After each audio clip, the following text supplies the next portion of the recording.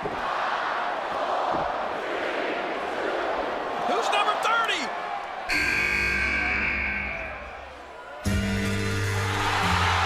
What? What the hell? What is this? It's John Cena! John Cena! Oh my gosh! Number 30! This is unbelievable! You gotta be kidding me! Oh my God! Triple H's expression told the entire story! The Rock is exploding on Madison Square Garden! John Cena, the 30th entrant in the Royal Rumble match! And yes, indeed, business just picked up! All the action has stopped in the ring! You've got to be kidding me! John Cena just told Triple H, it's go time! Oof!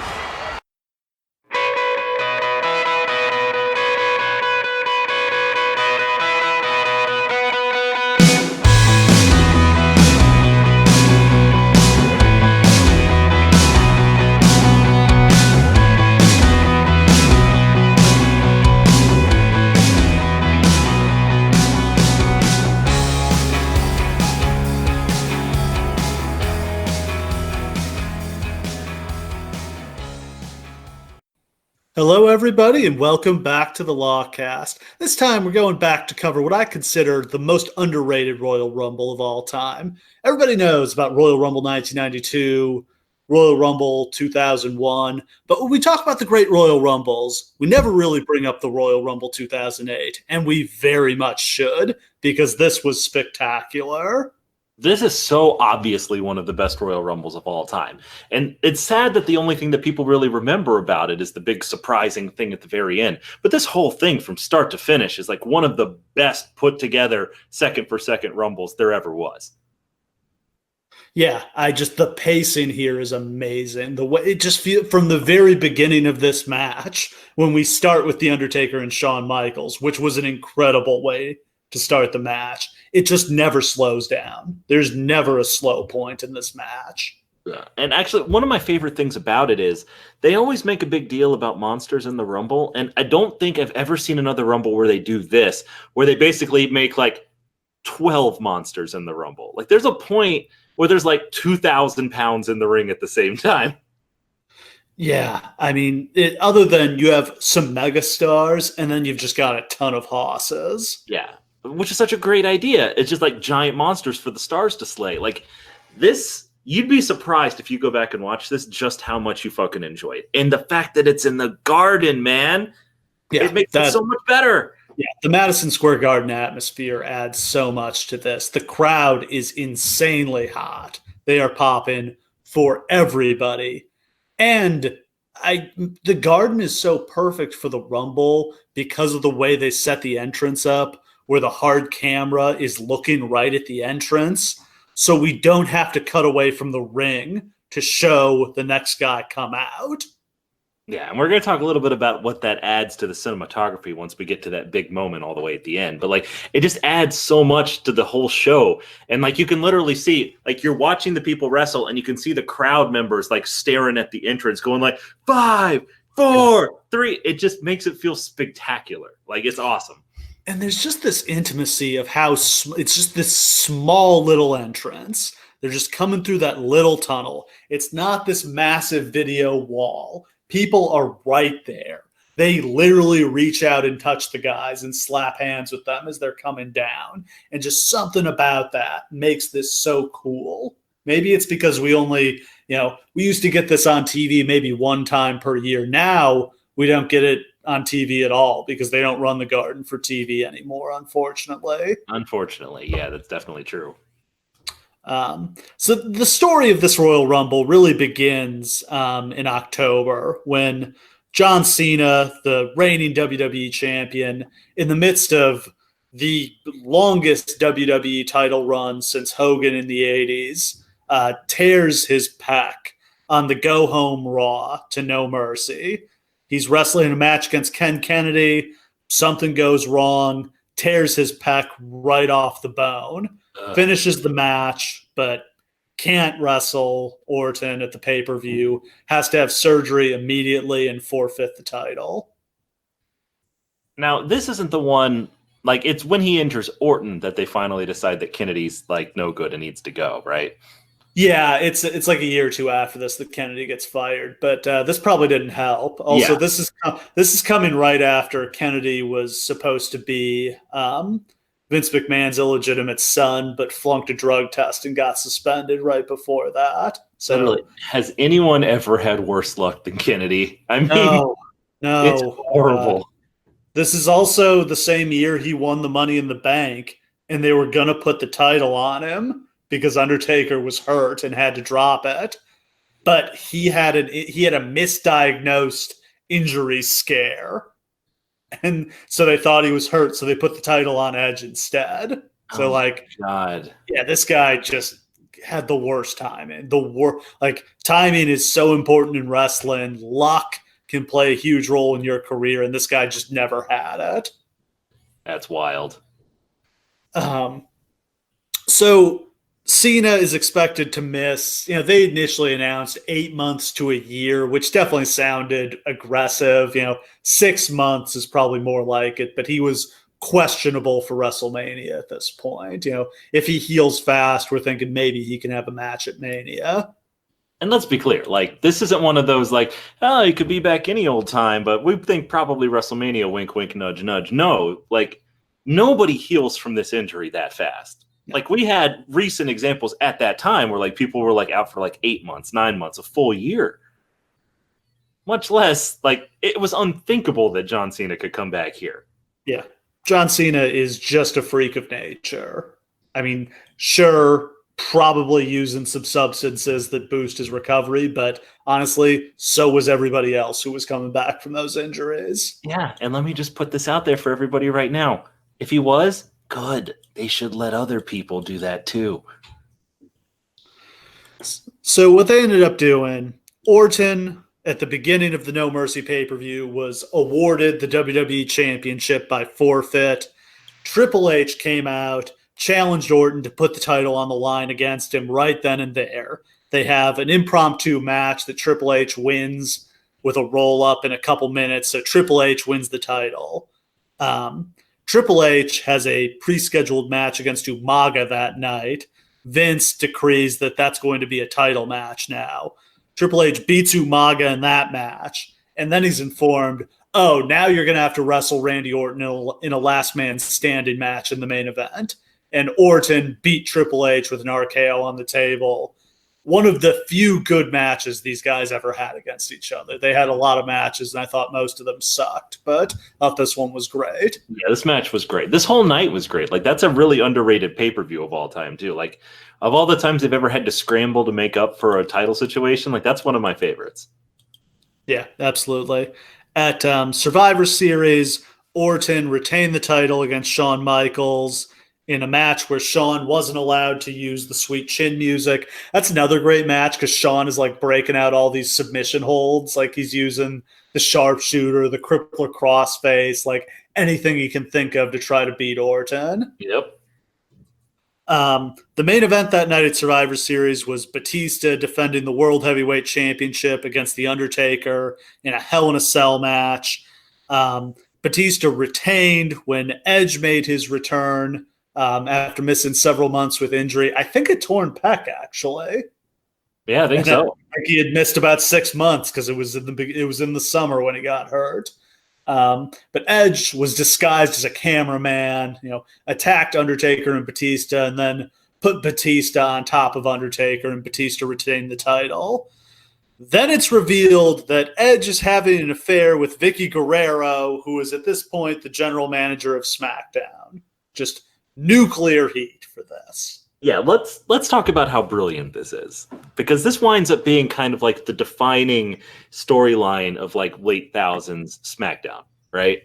Is the relationship between Edge and Vicky Guerrero, and we've praised this before because it's just incredible.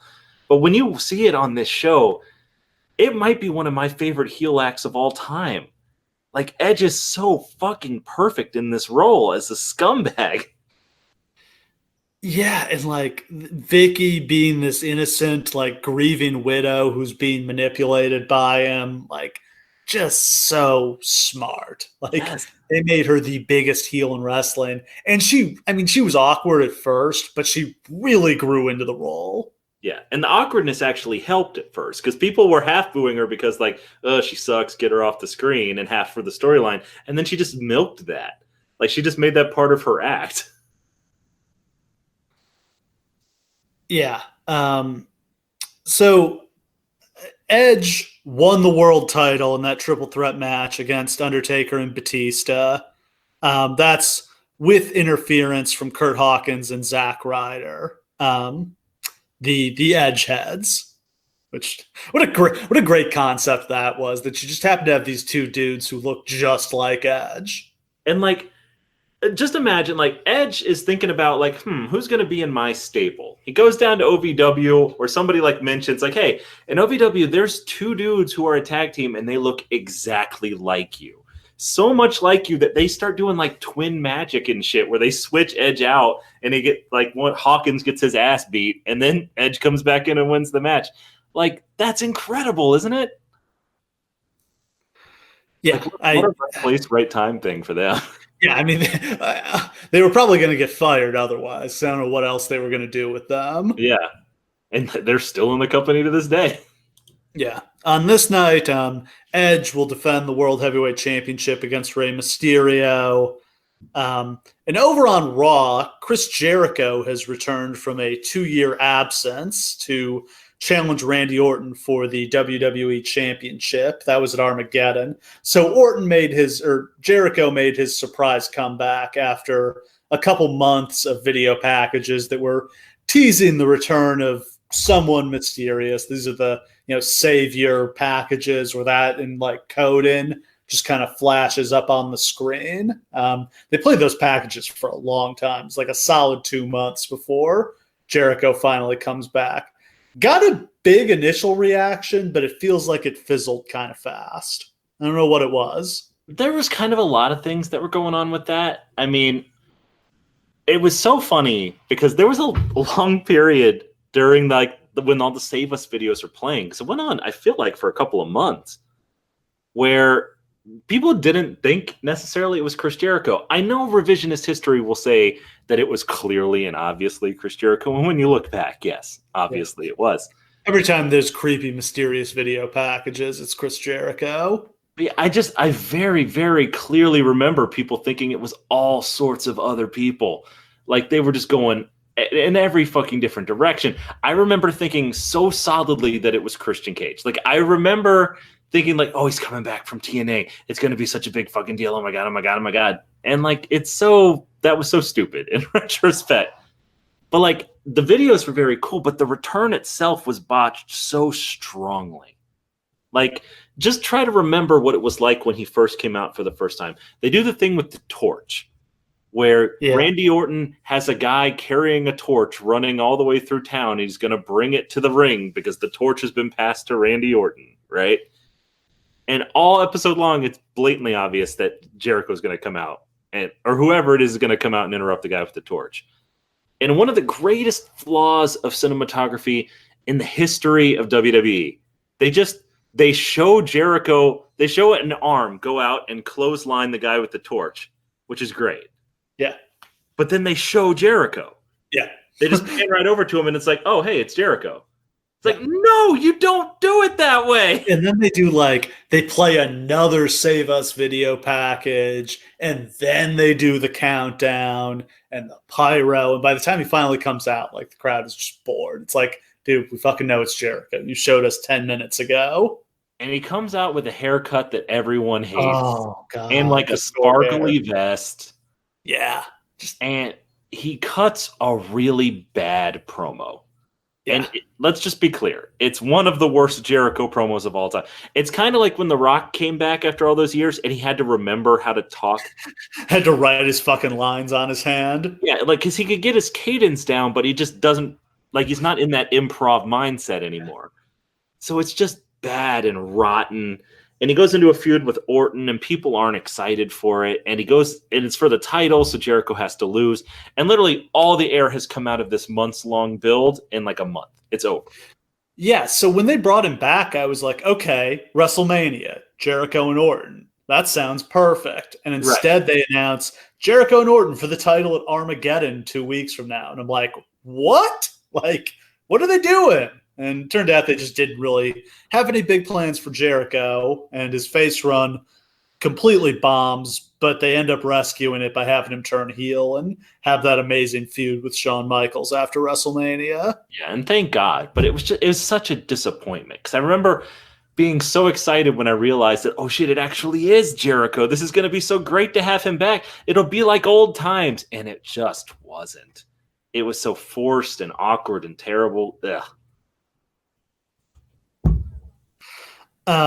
So at Armageddon, Jericho wins the match against Orton by disqualification after JBL leaves the SmackDown announce table and attacks Jericho. That's payback for the fact that Orton threw Jericho into JBL and Jericho kind of shoved him. But this is JBL's return to the ring after he's been retired for, I don't know, like 2-3 years at this point. He'd been gone for a little while.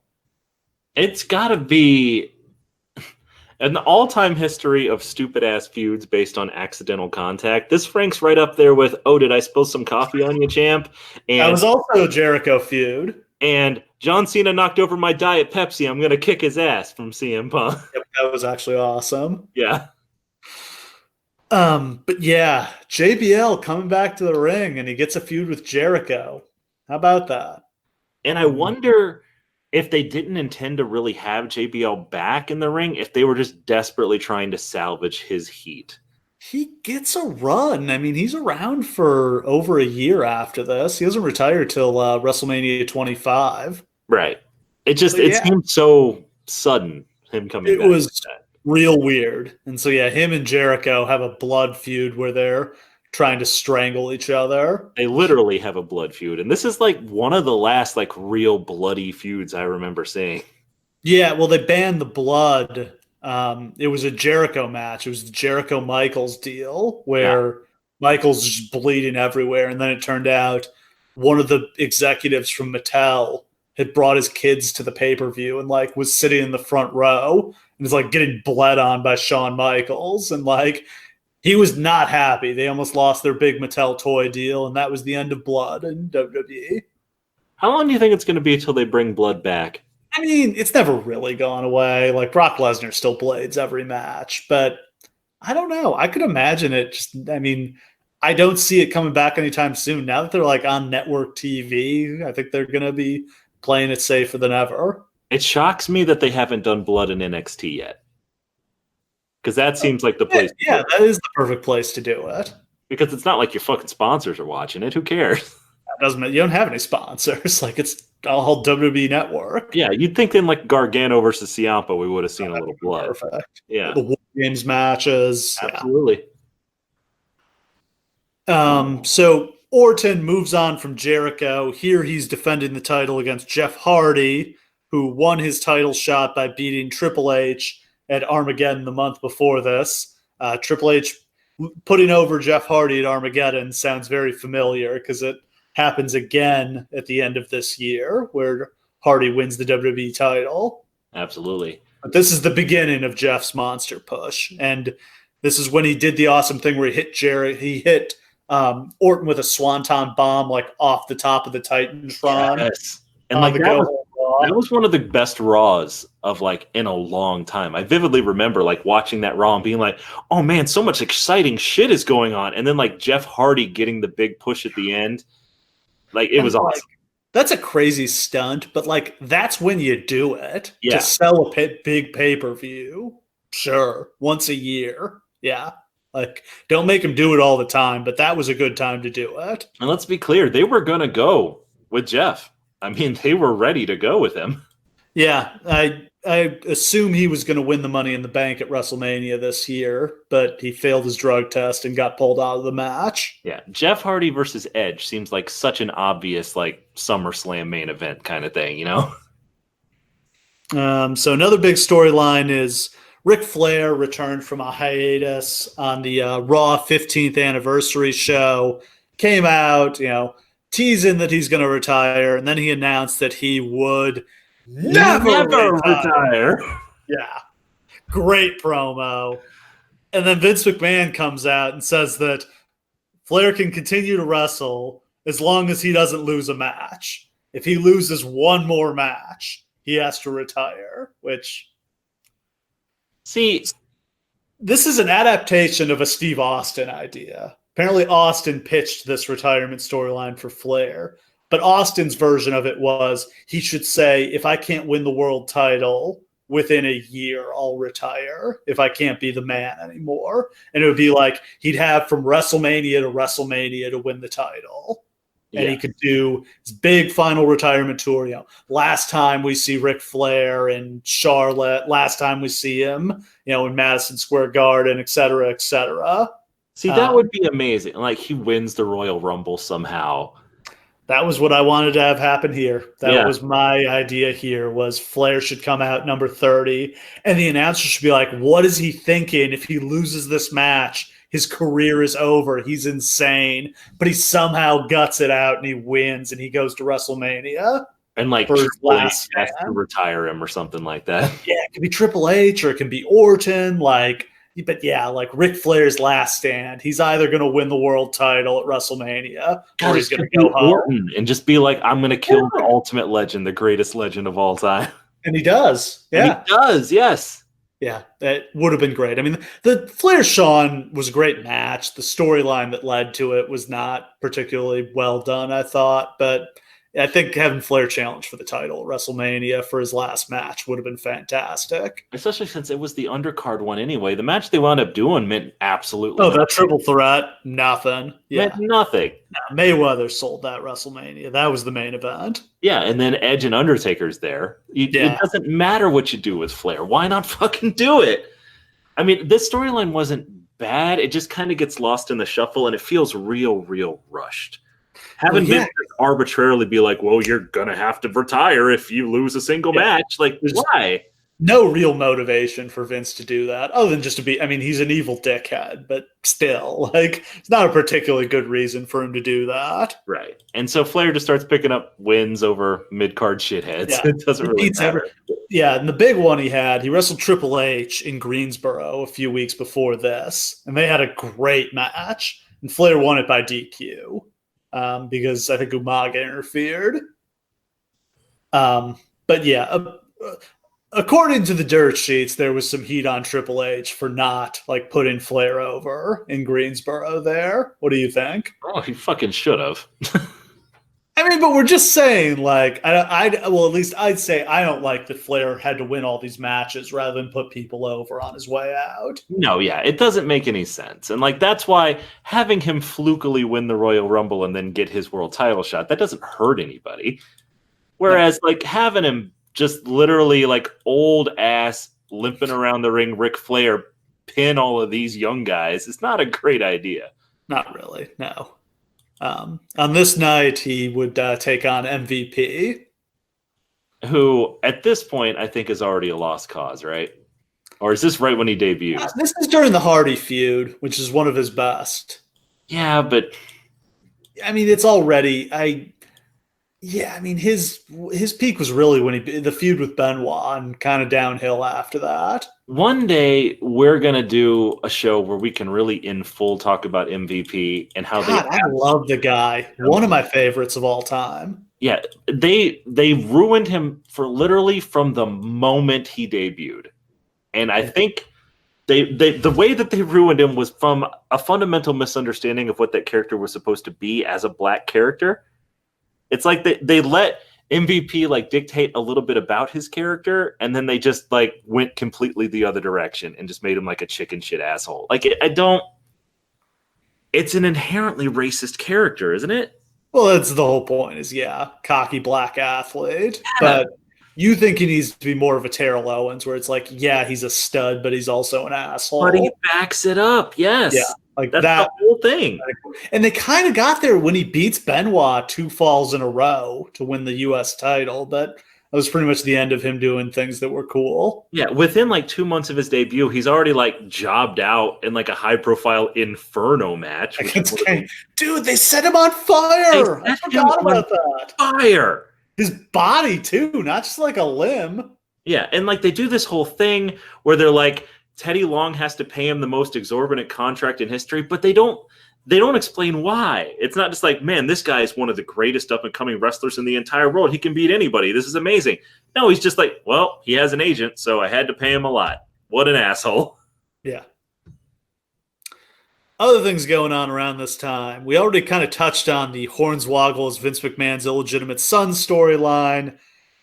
God, that was all. Like, just, I was so excited for this Ken Kennedy as Vince McMahon's son storyline. I think that could have been so much fun. And like Kennedy feuding with Shane and Triple H and Stephanie over who's going to be Vince McMahon's heir would have been so perfect. Yes. Just to get like a new fresh face into those same old feuds, would have been such a big deal. Would have made him a star. Oh, God, yeah. He would have been in like 3 segments every show. Yeah. And him wearing 3-piece suits as Vince Jr., like, it's perfect. And then the inevitable reveal that he's like not Vince's son or something like that. Like, it's all good, man. Like, it's so... You could have gone so many directions with it. This could have been Vince's opportunity to actually get himself off of TV. Well, yeah, so we forgot another way Kennedy got fucked over was... the Vince blown up limo thing. They were eventually going to reveal like Kennedy was his like accomplice in doing that, but they had to drop that storyline because of the Benoit murder suicide. Like literally, Kennedy had the worst fucking luck.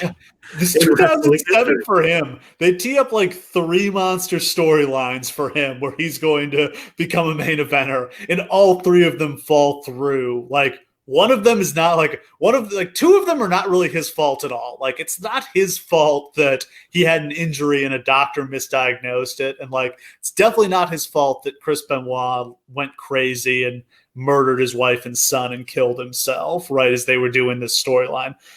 But it was his fault that he was getting steroids from a shady pharmacy in the mail. Yeah. And then of all the 2 people to injure, Orton and Cena, really, dude? Orton and Cena? Yeah. Fuck.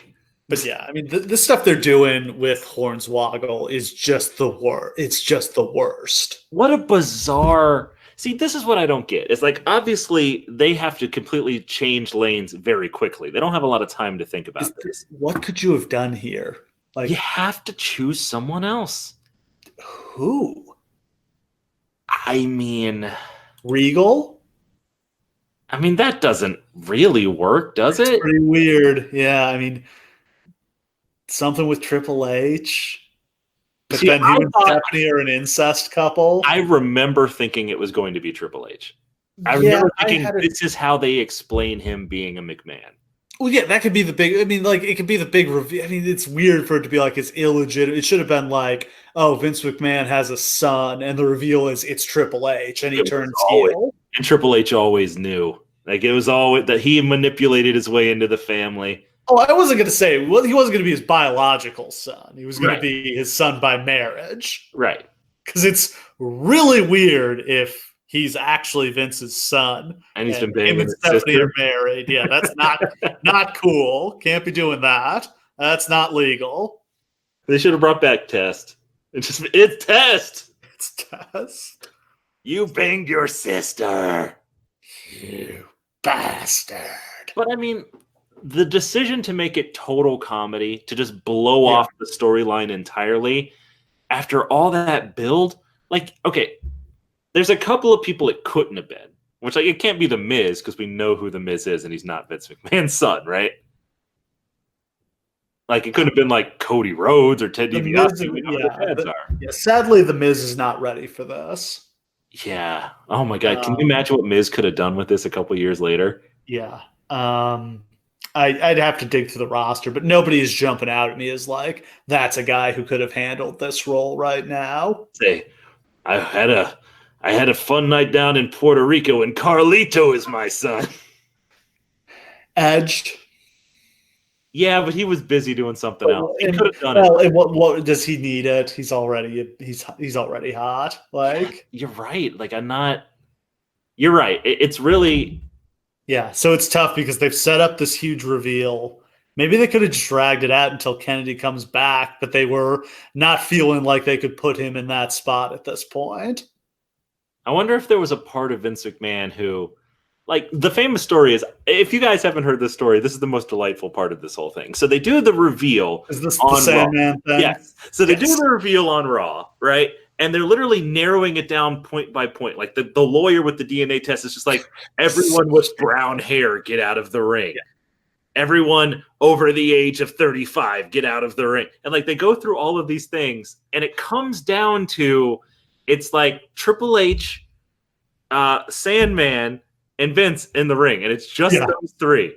And like everyone's looking around like, what the fuck is Sandman doing in the ring? The clues were like, he's blonde and he's a former champion. And it's like, both of those things apply to the Sandman, but I don't think they were thinking about his ECW titles. But like the funny thing was, like, one of the clues, I don't remember which one it was, like eliminated him earlier, but Sandman didn't hear it and forgot what his cue was. So like if you go back and watch, Triple H is like locking eyes with Sandman, trying to get his attention, like, out of the ring, man, you're gonna blow it. Meanwhile, Sandman's in there like, maybe I'm Vince McMahon. Dude, that would have been better than Hornswoggle. That would have actually been funny. What if it had just been like, it's the Sandman, Vince McMahon's son, Vince McSandman.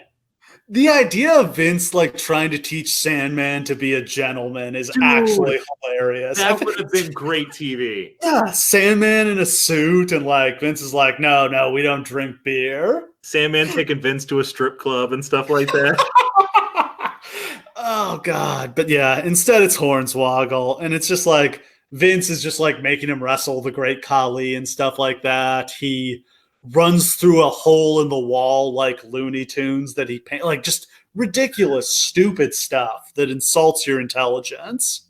And like Hornswoggle gets a rough go of it, especially from like smarky fans. Like, look, there's nothing wrong.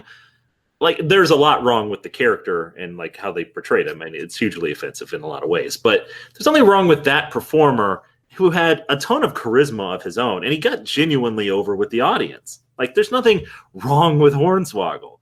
It's just that in this role, he winds up being on TV like 5 segments a night every week doing this shit, and like nobody has time for it.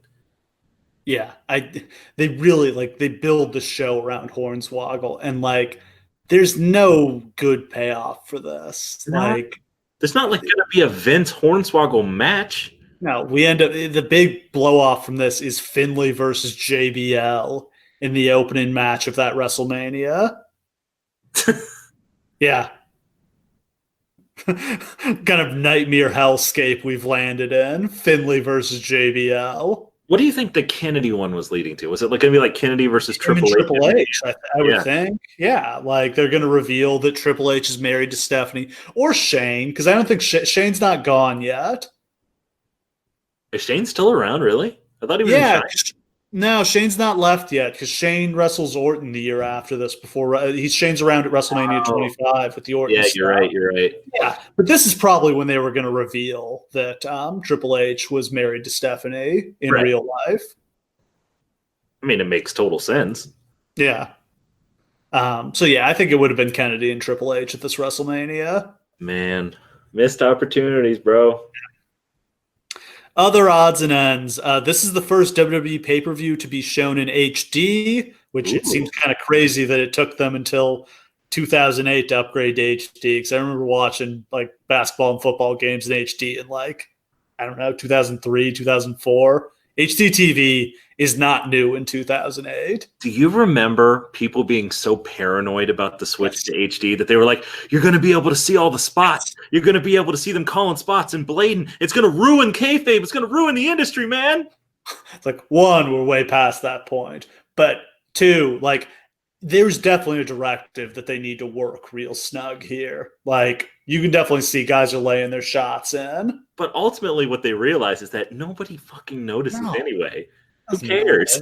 Yeah, I never hear guys calling spots. Like, I don't know if my hearing just sucks, but like I'll go on forums, people are like, oh, so-and-so was calling their spots. I'm like, I never pick up on this stuff. Yeah, my wife points it out literally every show that we watch, like all the super egregious spot call. I don't know if I'm just trained not to see it. I think I try not to. Yeah, I think I'm trying to believe the fantasy. It's like watching a magic show. You're like, some people are just like, oh, where are the wires at? Where are the wires? I just want to fuck off, asshole. I want to have some fun. Yeah. So the HD broadcast was $49.99. Standard definition was $39.99 here. So pay-per-view is already getting pretty pricey. Raise your hand if you purchased this pay-per-view. A lot of people did. This did over 500,000 buys. Yeah, my hand's up. Yeah, this, I mean, going in, you wouldn't have been super excited, but like the Rumble ends up being fantastic. Like this ended up being worth it. Yeah. I mean, at this time, I was barely watching Raw and I was like kind of vaguely watching SmackDown. I was an ECW fan at this point. God. I was big into ECW. You were really into Chavo Guerrero being the ECW champion? All right, settle down. You know I wasn't into that. Yeah, I think that happened on the Go Home ECW on Sci-Fi episode here. Yeah. Edge interferes and spears Punk and costs him the match. But like CM Punk really seemed like he was going somewhere at this point. He gets a gigantic pop. Yeah, when he comes out here. Ride or die for Punk at this point. Yeah. Also, Brock Lesnar made his UFC debut the weekend after this at UFC 80. Took on the legendary Frank Mir.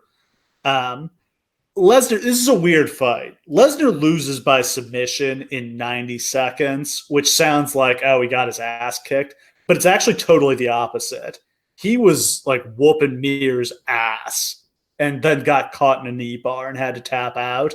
But like, all of the hardcore MMA fans who hated the fact that Brock Lesnar was in the UFC came out of this being like, no, that guy's legit. Like, he can go.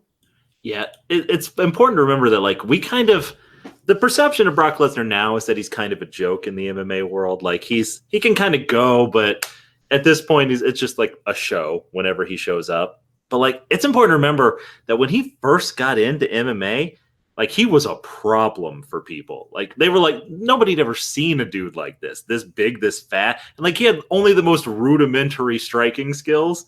Like, he was all takedowns the whole time. Like, he didn't learn how to punch until, like, his third professional fight. Yeah, but, yeah, here he just comes out, like, immediately, like, shoots the legs, takes Mir down. And yeah, I mean, yeah, this is when we saw, like, this guy is just a beast. Like, he was basically his wrestling character in the octagon. He was still that dominant. And it's just that moment of, oh, he's been presented as unstoppable in wrestling for so long, but oh my God, he actually is in a real life. That, like, I'll never forget seeing that, because this is literally the first UFC show that I paid money to see ever. Like, I had to know. It did big numbers because a lot of WWE fans crossed over because they wanted to see Brock. And he was such a monster. And, like, the memories of how much of a monster he was in real fights and, like, those first couple fights until the diverticulitis took him out, like, that's what he's still milking to this day. He's not still over from his time in WWE from before. Nobody gives a shit about that. He's milking the fact that Brock Lesnar is the only wrestler since Enochiism times, and really nobody then, who went into MMA and owned it. Like, he was the best at that too. Yeah, what, he won the UFC heavyweight title in like his 5th professional fight or something like that. Randy Couture, man. Like, it's fucking nuts. Like, this is the Enochiism dream. This is what Antonio Inoki always dreamed of, as having a professional wrestler who was great at professional wrestling and believed in it and represented it, who could go into the MMA sphere and fucking destroy people. That's the dream of Enochiism, is to prove that pro wrestling is the toughest sport. And ironically, it's Brock Lesnar who did it, who doesn't give a shit about pro wrestling. Yeah. This was kind of the beginning of the defrosting of his relationship with WWE. He did an interview with WWE.com to promote the fight, and that's the first time he's done business with WWE since he left in 2004. He had to sue them to get out of a super onerous, restrictive non-compete agreement that he signed when he left the company that barred him from even doing UFC or boxing. Right. And then at some point, and I don't know if it's around this time, they thought they were getting him back in like 06 or 07. I remember it fell through, that. and I don't know why. I think the idea was he wasn't sure he was going to UFC, and like if he didn't, he was going to come back. Like that's at least what the dirt sheets were reporting at the time. Is that like he couldn't quite get a deal done with UFC? They weren't really sure they wanted him. He wasn't really sure he wanted to do it. Like that was after the New Japan time.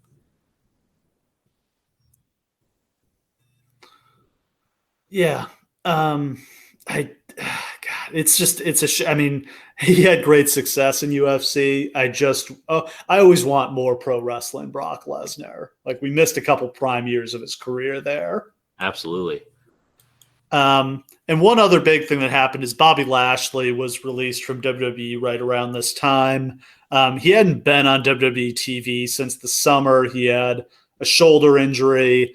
And then at a certain point, it just became clear he wasn't actually coming back. And it's, as we know, because Michael Hayes had made some very racist comments to him and his wife. And I feel like Bobby pretty much gave WWE an ultimatum, like Hayes goes or I go. And very despicably, they chose Michael Hayes in that situation. Isn't that incredible? Who the fuck cares about Michael Hayes is the amazing thing. Like, versus Bobby Lashley, who at this point they're grooming to be their next top guy. Like, he's supposed to take over for John Cena. Yeah, let's be clear. Like, there's a lot of people who, especially at that time, thought that Bobby Lashley sucked.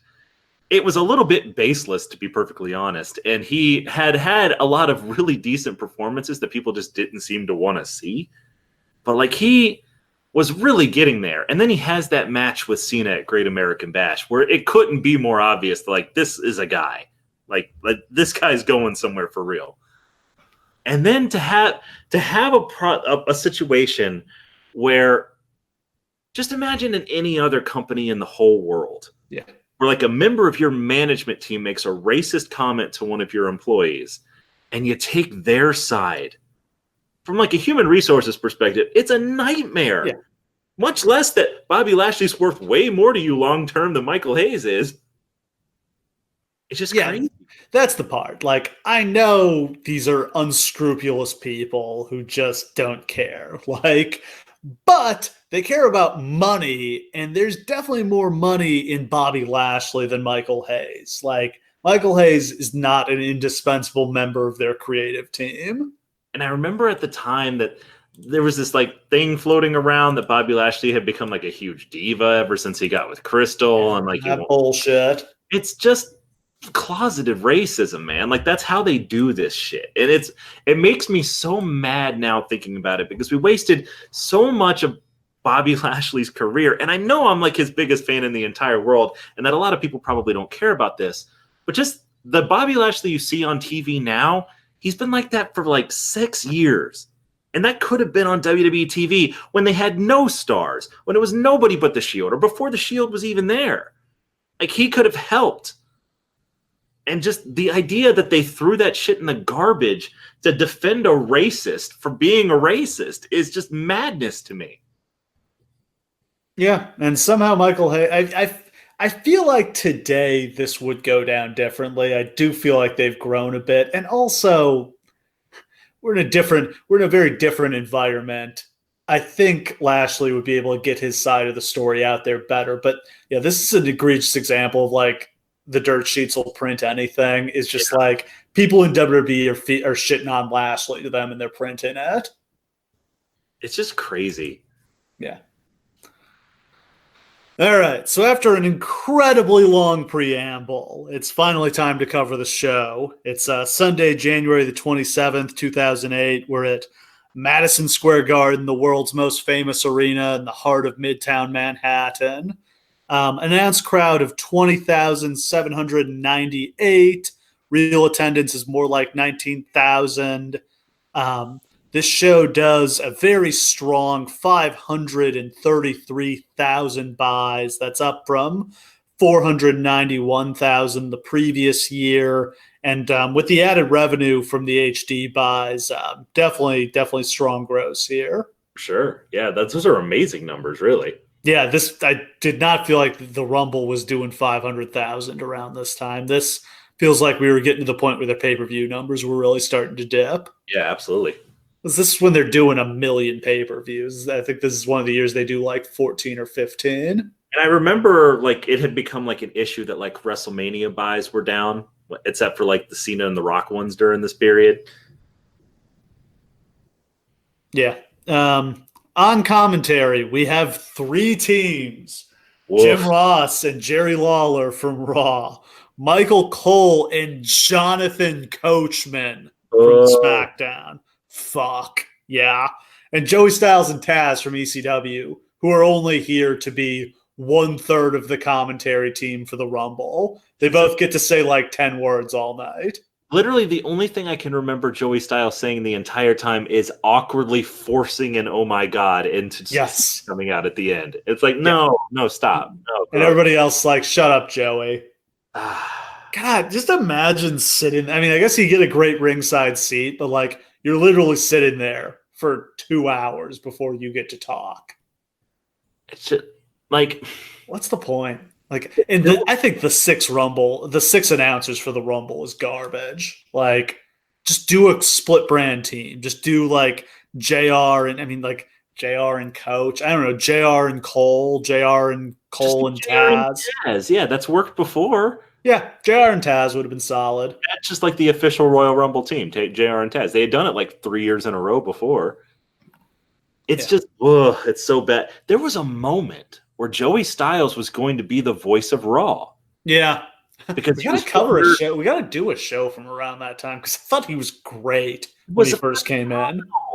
Yeah, like he was so badly what they needed. And like Vince just henpecked him to death. But like that's the funny thing is that like he's all the play-by-play, every play-by-play guy goes through it. Joey was everything that Vince wanted. Yes. He was a Northeastern guy. He had like a smart idea. Like he could sell the ads. He could sell the stories. Yeah. Like he looked good on camera. The problem is that whenever you look and do it anyway like Vince henpecks you. The way JR escaped it was by being so not like Vince and making it work that Vince didn't know how to coach him. Well, he still fired JR 3 times, but they've just been through so many guys. Michael Cole's been the only one who can last. You just think about it. Joey Styles, Morrow, and then you start getting into the really obscure ones. Scott Stanford, whatever that guy's name was. Yeah, Josh Matthews, Todd Grisham. Yeah. It's 1 million. Like they've been through 1 million commentators. Vince hates everybody. Michael Cole, Iron Man, only worked because he was just a soulless announcing machine that Vince McMahon put on screen for 10 years until he finally got the stroke to actually be able to do shit for himself. Yeah, Michael Cole was just a total blank slate who would do whatever they told him to. Now, actually, I would say that these days, this is one of the best announcing teams that Raw has ever had. Like Michael Cole team, now with Renee and Corey is a phenomenal announcing team. That is good crew. Has personality, and Corey's phenomenal, and Renee's great. Like this is awesome. Yeah, best commentary team they've had in quite some time. Probably since JR and King, honestly.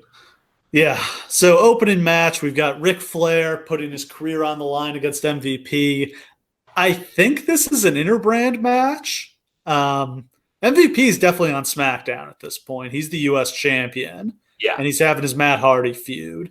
And I think Flair had maybe moved to SmackDown, but then he just showed up on Raw and was primarily wrestling on Raw at this point. But Ric Flair knows no brand. Yeah, they weren't taking the brand split very seriously at this point anyway. No, they really weren't. People were just floating all over the place. So Cole mentions Flair's first Madison Square Garden match was 1976.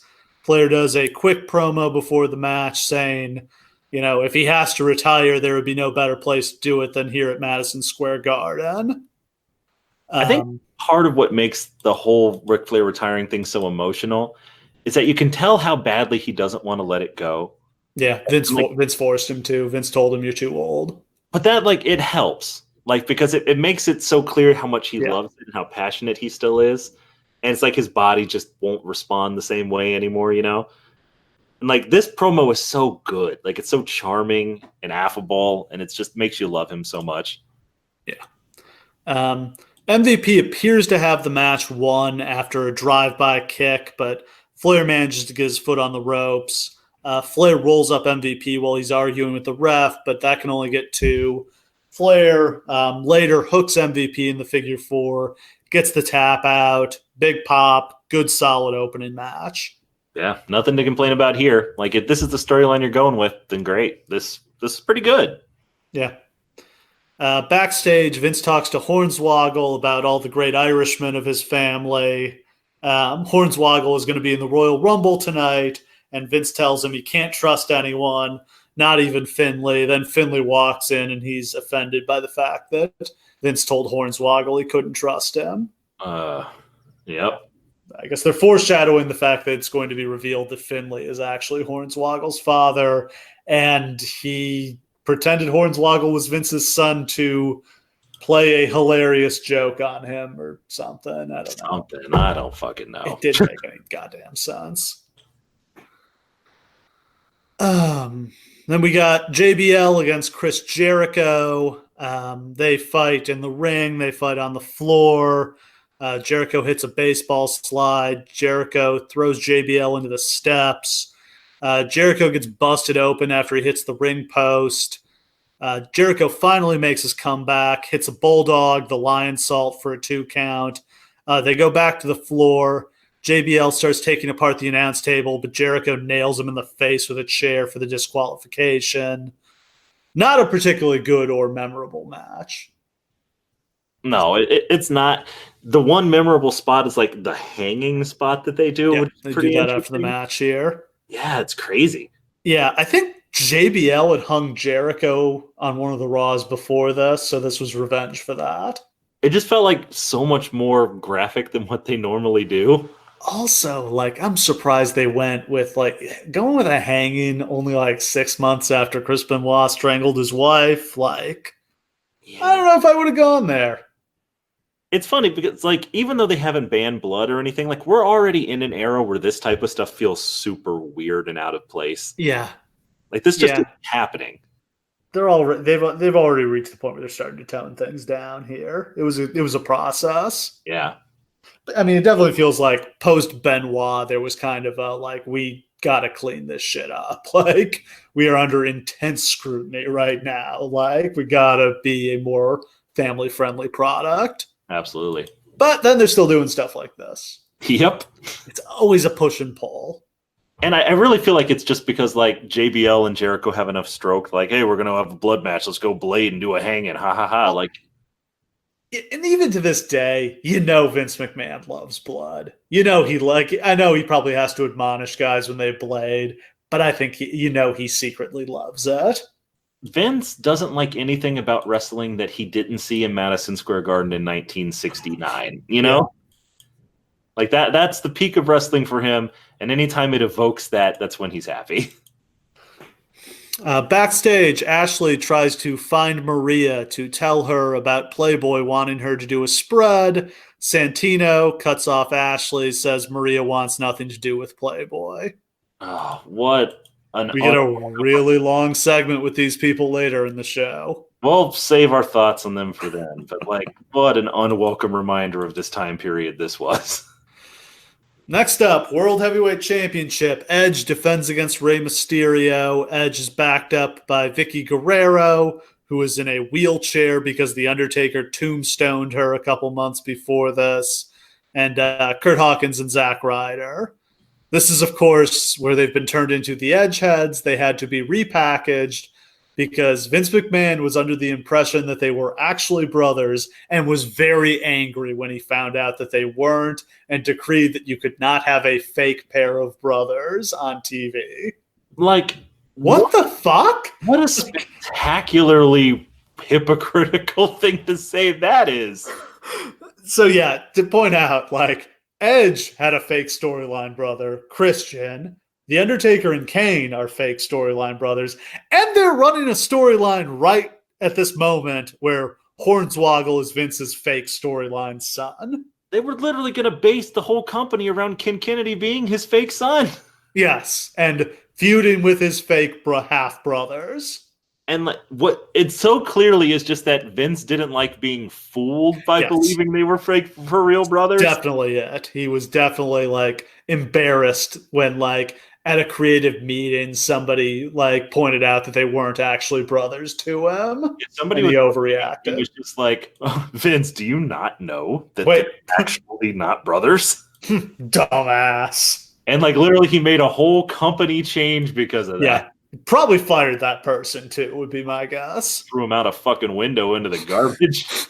The Edgeheads are thrown out after about 2 minutes when they get caught interfering. Rey hits a seated senton for an early near fall. Rey then tweaks his knee, which allows Edge to take over, and he works on Rey's knee. Rey actually goes out with a legitimate knee injury not long after this, so I don't know if they're building to that. But yeah, the month after this is No Way Out, where he hurts his knee, and then Big Show shows up and beats him up for no reason. And then Floyd Mayweather jumps in the ring and punches out Big Show. Yeah.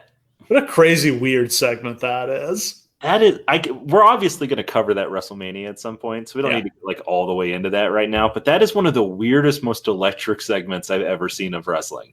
Just like, what? What just happened? The Big Show's been gone for a year, and just like he comes out and he's like acting like a baby face, but then he keeps like looking at the fact that like Rey is down on the ground, clutching his knee outside the ring, and finally he's like, "Oh, I gotta go beat him up." So he goes outside the ring and like throws him in and choke slams him, and then Rey's buddy Floyd Mayweather jumps the railing to beat up Big Show and legitimately breaks his nose. And like, yeah, because like.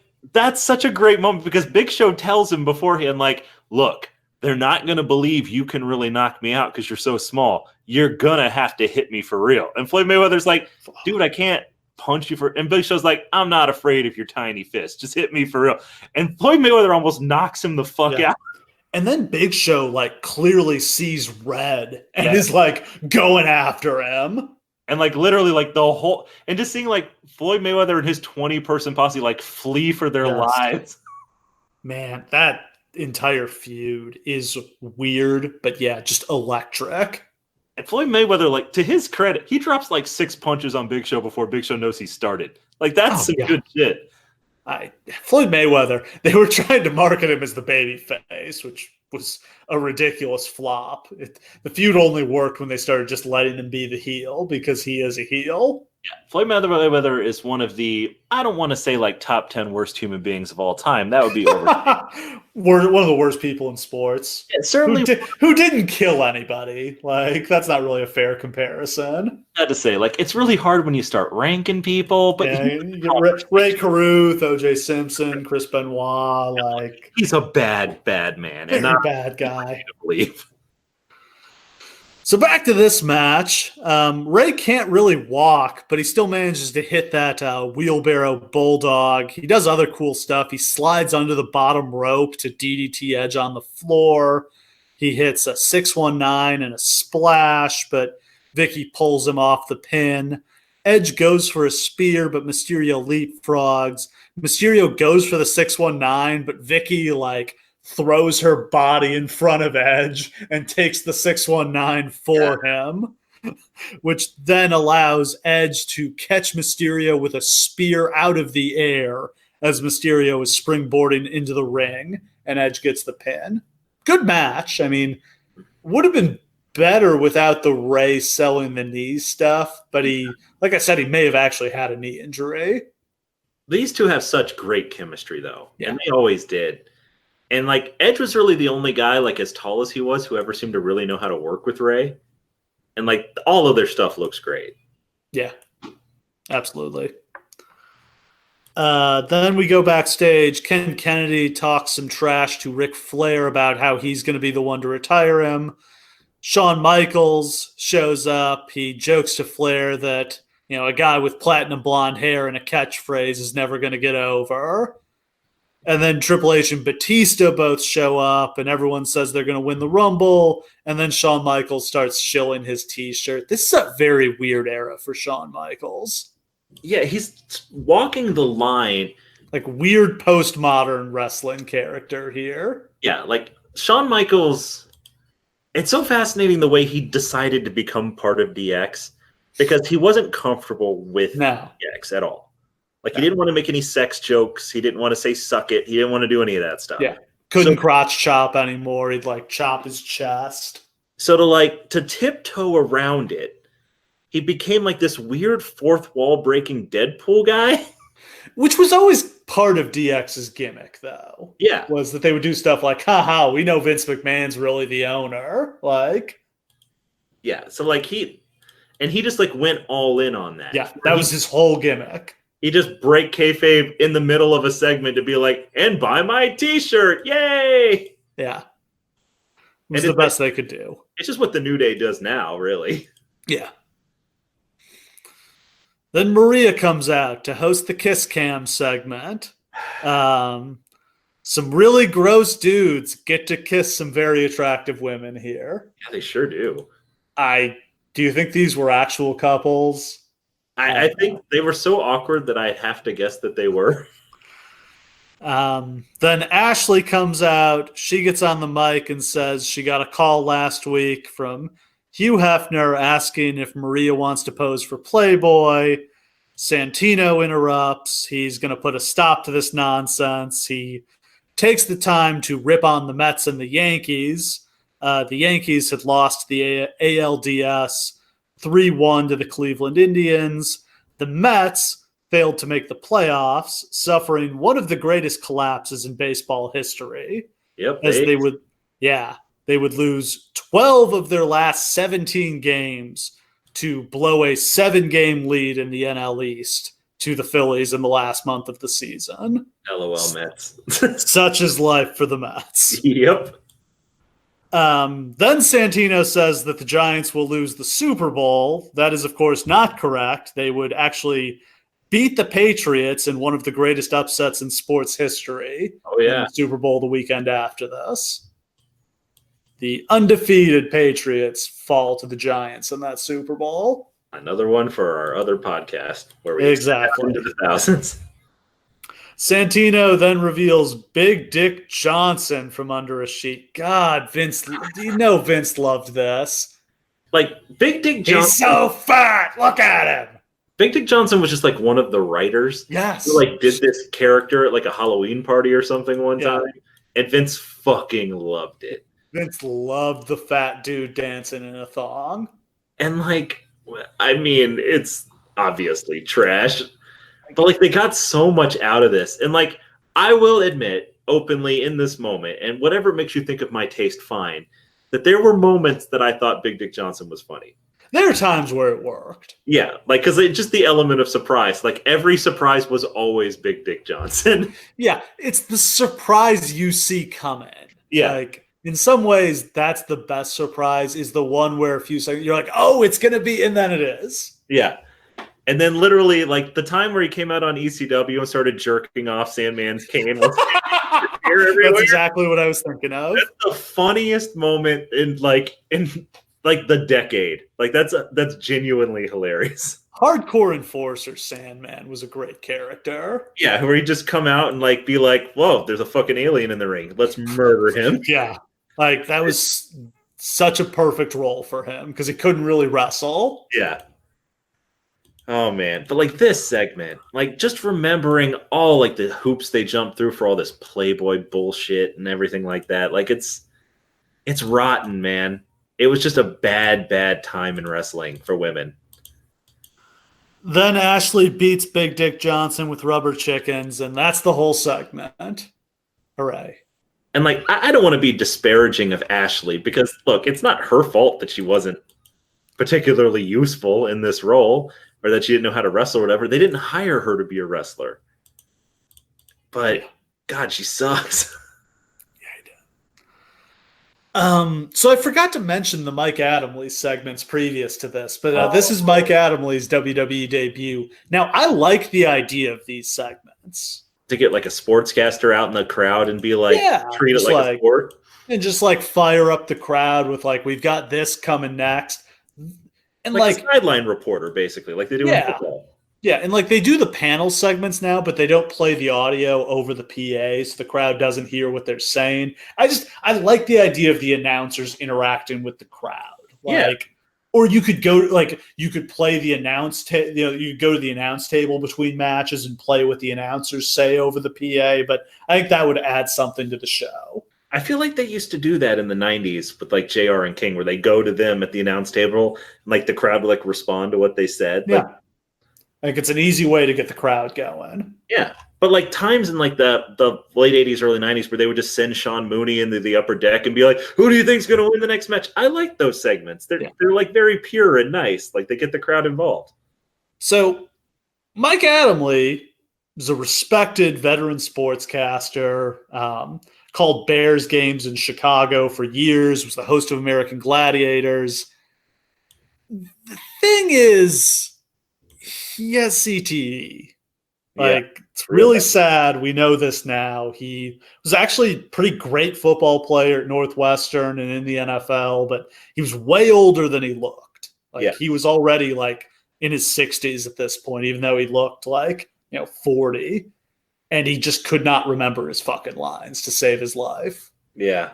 So, and it's not his fault. And like the way that we jumped on him as a community is pretty shameful, to be perfectly honest. Just because he says like Jeff Harvey instead of Jeff Hardy, like who cares, honestly? He's nervous and he made a mistake here. And he didn't know Jeff Hardy's name because he's not a wrestling guy. Like they really he was not a good fit for this role. Like this was not a great idea on their part for him to be doing this. But not as bad as he was treated. And like literally we as a community buried this poor man. And really ran the guy out of wrestling. Like horrible way. Like he did not deserve this at all. But he was terrible. He was fucking awful. He was, the worst. Oh my God, he was so bad. Just hilariously bad. And everything they did with him, whether it was this, when they put him on commentary, when they made him the Raw general manager, he was awful at all of those roles. But they had to try because weren't they paying him some outrageous amount of money? I think they were paying him, like $500,000 a year or something like that. Vince loves sportscasters. Yeah. That is what he is looking for. But the problem, wrestling's its own thing. You need product knowledge to make it work. Yeah. But they had this thing for a long time where they didn't want to hire people who liked wrestling because I think they were just annoyed by wrestling fans. They just did it with Jim Ross. They were just like, let's get somebody. They wanted Mike Goldberg, the announcer for UFC, for like 10 years straight. Yeah. And they couldn't get him. No. Yeah, there were a bunch of times where, I think that was who they thought. That was definitely their first call when they lost JR. Yeah. Before they called Styles, they definitely called Mike Goldberg. And literally, Mauro Ranallo seems like exactly what they wanted. But then it turned out that there were other issues there, like the fact that they employed JBL. Yeah. Well, it's, again, we've been over it, but the same issue they have with every announcer. They just can't stand anybody except Michael Cole and fucking Coachman. Yeah. Because he's a real sportscaster. Jesus Christ. God, Jonathan Coachman was fucking... And we haven't really talked about Coachman because, he wasn't... On this show, he was just boring. Yeah. In his last run in WWE, he was offensively bad. He always just fluctuated between, you don't notice he's there and you desperately need him off your screen. He would just say the stupidest shit. And it's look, there have been announcers who were charming but stupid. Look, I hate to bring up his name in this context, but Booker T has never said anything particularly relevant to a match. I love Booker T. But it's so funny to listen to. He's great. Yeah.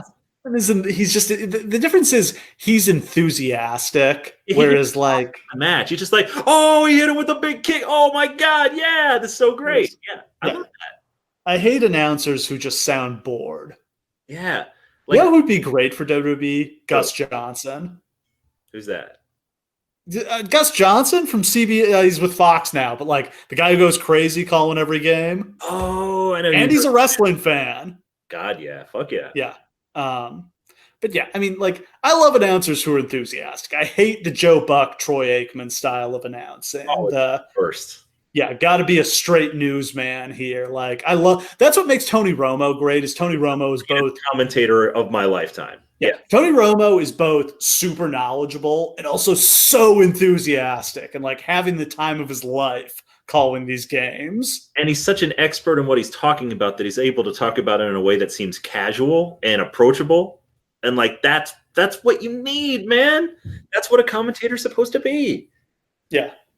And like, I mean, Jim Ross is that in wrestling. Yeah. Like, Jim Ross knew everything, but Jim Ross loved what he was doing. Yeah. And like you understood that Jim Ross knew everything, so when he told you something, you were listening to him. Even though it may have been boring information, he presented in a way where like, oh, Jim Ross thinks this guy's great at wrestling? Cool. All right, he is.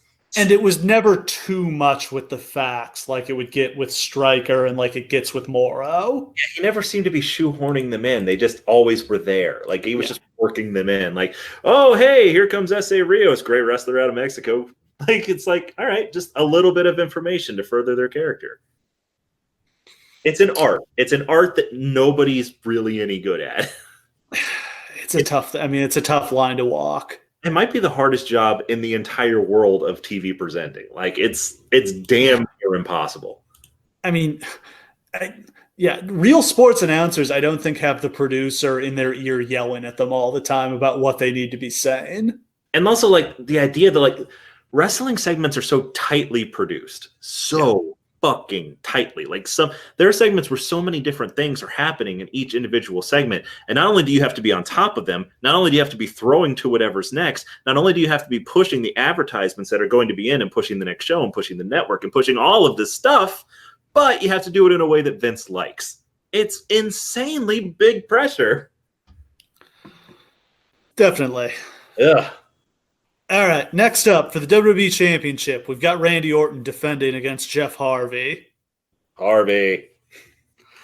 get a video package before the match that shows that both these guys are lifelong wrestling fans and achieving their dreams. The difference is Jeff Hardy is lovable and Randy Orton is a dick. Yep, that's basically it.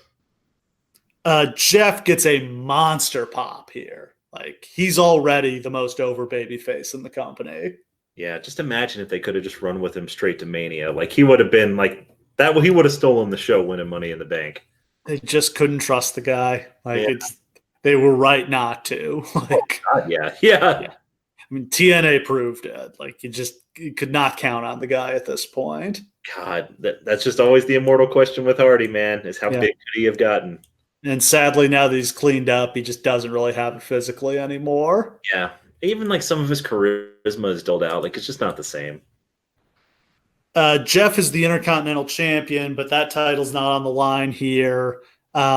This is the prototypical Randy Orton match of this era in that it's just one really long headlock. Yep. God, Randy Orton loves him some headlocks. I don't hate it here because it's just like such a good contrast of when Jeff is in motion, like he's on fire, but Orton keeps shutting him down and slowing him down. Yeah, it should work this way. And it works well when it's like this. When it's him wrestling like Triple H, it's just endlessly boring. That's another slow, boring guy. Yeah, but when it's like this, it's great. That's exactly how Orton should be wrestling it. Yeah, him and Mysterio were awesome against each other for that reason. Absolutely. Him and Angle, like when he could get in there with somebody who was explosive, it made a great contrast. Yeah. Jeff makes a comeback. He hits the Whisper in the Wind for 2, sets up for the Swanton Bomb, but Orton rolls out of the ring. Jeff then hits a moonsault from the top to the floor onto Orton. Jeff goes for the Twist of Fate, but Orton catches him with the RKO and gets the pin. A decent match, but nothing special. That is one of the best RKO counters of all time. That was a great one. He goes for the Twist of Fate, and Orton just spins him around a little bit more and comes out of it into the RKO. Like, that's awesome. Yeah. Was this when Orton really – this is, I feel like, when the RKO out of nowhere was really getting going. Yeah, it was just getting started about here, where it was just like flinging it out of – just countering everything into it.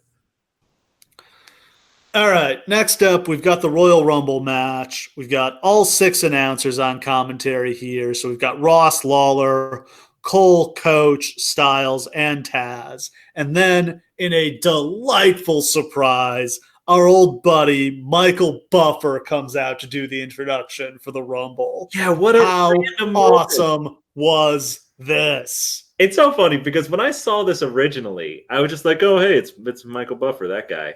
Like, now that I've seen all of this WCW shit, it meant so much more to see him. Yeah. They just had a deal. Maybe it was part of their NBC deal because he showed up to do that Saturday night's main event where they had the boxing match between MVP and Evander Holyfield. Oh, that was right around now, wasn't it? Yeah, that was the summer before this. But yeah, this is like it for him doing WWE. And like, I can't believe it because he did a great job here. He did phenomenal. I'm sure they had to pay him too much, but like, yeah, this really added to the atmosphere. God, yeah, it was so good. And it's like, it's always such a disappointment when you watch him from after Finkel stopped doing it. And like, there's nothing wrong with Lillian Garcia as an announcer, but it's just not the same, you know? And Finkel's got that great voice and just that class. It's just Finkel's thing, you know? Like, he's perfect at it. Yeah, I mean, you just get used to the way he says the announcers' name, the wrestlers' names, and it just sounds right. Yeah, absolutely. Buffer goes over the rules, and then he does the "Let's get ready to rumble" routine, and then we get number 1. It's the Undertaker. Awesome, maybe the best number 1 entrant of all time, because like everybody's like, "What the fuck, really?" Now, I think part of it here is when you got Michael Buffer. It's got to be stars coming out 1 and 2 that he's going to announce, right? Right. Yeah, absolutely. Like, it can't be jabronis. But yeah, this is Morella. Yeah, this is a stroke of genius because number 2 is Shawn Michaels. And this is the year after that they had closed it down. Yeah, had that amazing showdown in the final 2 the year before this. Which like actually kind of vaguely changed the future of the company. Because I don't know if they had ever really planned on doing like Undertaker Michaels at WrestleMania until that happens. And then they had to. It was inevitable that they would. And then they wind up doing it the second time, and they wind up doing it with Triple H. And it winds up being like the entire story of the rest of the Undertaker's career. Yeah, this decade-spanning storyline with Undertaker. Just because they have a 20-minute into the Royal Rumble that is white fucking hot. It was incredible. So if I could nitpick one thing, I would have had Shawn come out first and Taker second. Agreed. Because Shawn coming out first is just like a Shawn always comes out first. But when it's the Undertaker number 2, that would have been incredible. That moment where like, oh man, Shawn's going to go the distance. He did it from number 1 before. He can do it again. And then dong. Yeah, the pop there would have been ludicrous. Yeah. So, yeah, I mean, as we mentioned, these 2 guys were the final 2 men in the Rumble last year. They had that epic showdown, and The Undertaker won his first Royal Rumble. Taker entered number 30 the year before this. He comes back and draws number 1 this time. Awesome. But, yeah, just a continuation of that great match. And, like, we'll note it throughout, but, like, the first 30 minutes of this match, it always comes back to Shawn and Taker. Like, Shawn is always just laying in wait to get his shot at Taker and throw him out.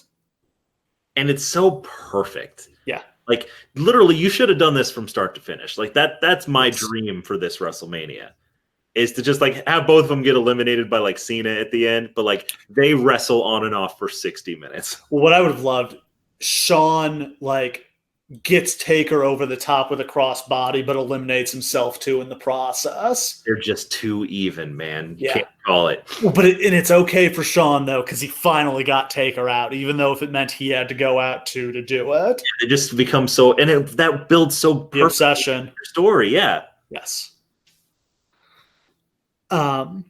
So Santino is entrant number 3, which is hilarious. He gets nailed with Sweet Chin music and then tossed out by Taker after about 10 seconds. Great shit. And then Shawn sneaks up on Taker and nearly eliminates him.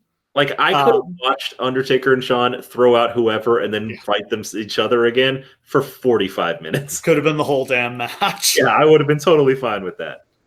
Great Khali is number 4. He only lasts about 30 seconds before Taker eliminates him. That was a great one because he got a big pop as he was coming out. Yeah, because he had just like murdered the Undertaker on an episode of SmackDown like a little bit earlier. And then Taker just whoops his ass and throws him out. Great shit. Hardcore Holly is number 5. He's one half of the tag champions with Cody Rhodes. And he becomes the first guy to last the interval. And I think this was a slight mistake. They should have kept going with this. Nobody else can stay in the ring until a few more for the big star that comes out in a little bit here. And number 8, yeah, that's where it absolutely should have been. But yeah, Hardcore Holly randomly hanging in is like, all right. Yeah. John Morrison comes out number 6. We get a weird commentary moment here where Joey Styles says something like, I heard last night The Miz and John Morrison were mobbed by a crew of like 500 groupies. And like Cole or somebody cuts him off and is like, what does that have to do with anything? And Styles just like, well, I'm just saying he was out partying rather than getting ready for the match. Yeah. There's just these weird moments where it shines through that like the other commentators don't like Joey Styles and later Matt Stryker.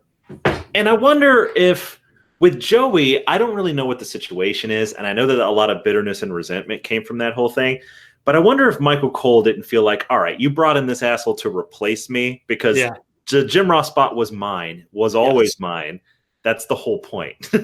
Definitely some of that. And like, we know Joey and JBL didn't get along because Joey knocked his ass out. Legendary story for another time. Legendary. Fuck JBL. Yep. Tommy Dreamer is number 7. He gets a great reaction. He's also in fantastic shape. Yeah, he's in great shape here. Like, this was a good time for Tommy. He had a really good run here at the end of the thousands. His ECW title win, whenever that was, I don't remember when it was awesome. That was a great moment. It was a great moment, yeah. Like, if ECW only came back just to give Tommy that moment, it was worth it. Also, that was when they did the storyline Austin suggested. Dreamer said if he couldn't win the ECW title, he would retire. And he ended up winning it in what would have been his last match. I feel like after they didn't go do that with Flair, like Austin just told Dreamer or something like that. Like, oh, hey, here's this idea they didn't do, but they won't pay attention to what you do on your show. So go for it. Then number 8 is Batista, and he gets a giant pop. And like we were saying, Undertaker and Michaels should have kept throwing out everybody who came into the ring, and then it should have been Batista who comes out. Batista's a fucking god here. Yeah, God, he looks awesome. This is like gigantic. Yeah, this is a good time for him. And like, we don't remember Batista fondly enough. I mean, we do as a podcast. We talk about him all the time. But like, as a general wrestling fandom, like, we do not remember him fondly enough. Like, Batista was fucking great. Yeah, unfortunately, I think he's just kind of tarnished by that last run he had. I really hope he comes back and gets like a Goldberg redemption run. Fuck yes. I'm very much up for that. I'm hoping he ends up doing WrestleMania this year. I would love it. They planted the seeds for him and Trips. I want it. Yep. Now Triple H probably can't wrestle because he's got the torn pec unless he's on the Cena recovery timeline. Fucking Randy's not doing anything. Come on, just put him in there. Yeah. Nice pop for Taker and Batista getting into it. Dreamer jumps into that and Batista throws him out. Awesome. Then number 9 is Hornswoggle, who hides under the ring. Yes, he does.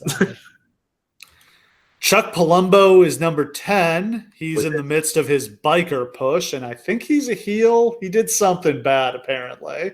Yeah, he like assaulted Jamie Noble's girlfriend, who I don't remember. Whoever that was. Yeah, I don't remember who that was. But like, this is Chuck Palumbo. Trash. Like, here's the thing. Like, he was pretty successful with Billy and Chuck, which was all Billy and a horrible gimmick, but he was pretty over with it. And like, they're like, okay, we're going to repackage you. Like, what do you want to be? And he said a biker. And so they gave him the Undertaker's gimmick. Gave him the Undertaker's gimmick with terrible music. And instead of like coolly riding a motorcycle, he's just like revving the shit out of it like he's never driven a motorcycle before. It's just such like a try hard lame thing to do. Yeah. The story I remember hearing is his brother was like deployed over in Iraq, and that was a big motivation to bring him back. Then like bring him out as like a soldier guy or something. Yeah. But like, to literally give him a pale imitation of the Undertaker's gimmick is so sad. Jamie Noble comes out number 11. He quickly gets tossed by Palumbo. CM Punk is number 12, and he gets a Stars reaction. Yes. Like Garden comes to life. The same pop, yeah. And then he comes in on fire and just goes after everybody, which I love seeing a guy do in the Rumble. Like, shoot your shot. Like, each guy coming in needs to come in hot. Comes in, like, gives the flying knees to, like, 20 people. Oh, and that's one of the great things about the Rumble is getting to see people fight who you wouldn't normally see fight. Like, at this point, you would not see CM Punk and Shawn Michaels wrestle. You not see CM Punk and The Undertaker wrestle. But you can get it here because it's the Rumble. Yeah, I vividly remember, like, the first Rumble he was in where he, like, immediately went and, like, kneed Triple H in the face. And I was like, oh, shit! Yeah. CM Punk's kneeing Triple H in the face! Yeah.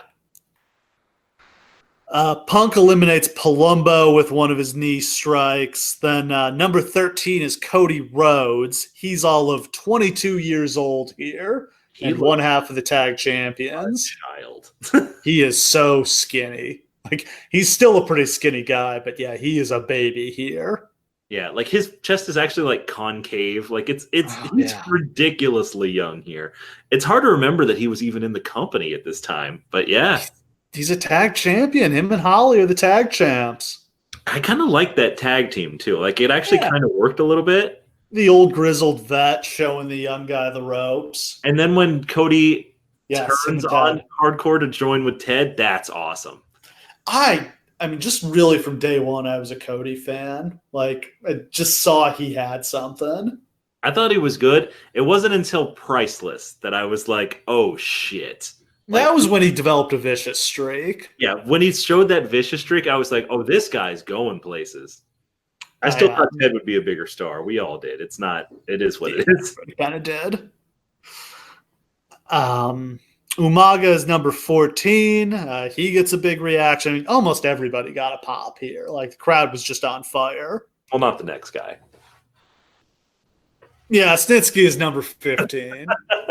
He doesn't get a pop, but it wasn't his fault. And, like, it's literally post-Snitsky. Like, this is, like, why was he even still here? I remember hearing they were going to have him feud with Cena. Somebody loved Snitsky.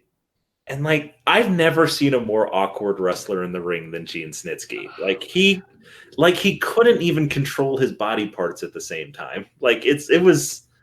His body just doesn't make sense. It's unnatural. Yeah, it's just so bad. Like, he's got a bad body. I'm sorry, Gene. It's just that horrible back knee from abusing steroids. His head, like, he's got it shaved now, so just like there's like a big pulsating deviled egg. Do you think that looked I think he looked better with the head bald than the really gross, greasy hair. He certainly looked creepier. Yeah. Yeah. More of a monster. Like, he had the character, and like his character work wasn't that bad, actually. It's just that once you put him in a ring, he was just embarrassing. Well, they gave him the most ridiculous debut storyline of all time. I don't know what you're talking about, Steve. Oh, you don't remember when he punted a baby into the crowd? I don't know what you mean. Wasn't his fault. He read a poem at Edge's wedding. Oh, boy. The Miz enters number 16. Him and Morrison are the tag champs on SmackDown. I loved that tag team. They were so great. Dynamite, man. They were amazing.